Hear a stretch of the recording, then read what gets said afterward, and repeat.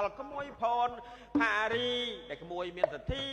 ជ្រះថ្ងៃថ្លាទៅច្រៀងពីបទឧបត្ថម្ភភ្លេងកាយយ៉ាងណាក្មួយយំមូលប្រពន្ធប្តីថ្វីបើក្មួយសម្បយប្រាក់តែក្មួយចាំជាក់រឿងអតីកាលនៅលេងល្ខោនក្មួយអីនៅក្មេងពូក៏នៅក្មេងឥឡូវមិនមែនលេងទេក្មួយស្រីអាយុ50ហើយមិនក្មេងទៀតអីតែក៏លេងក្មួយស្រីនឹងស្វាមីនៅតែក្មេងដដែលដំណើរតំណឹងដឹងដើមដានថាបានលុយចូលច្រើនទៅហើយ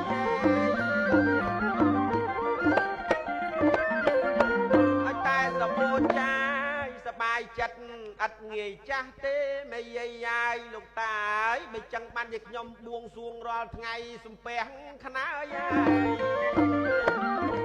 ឲ្យខ្ញុំជួបប្រពន្ធពធ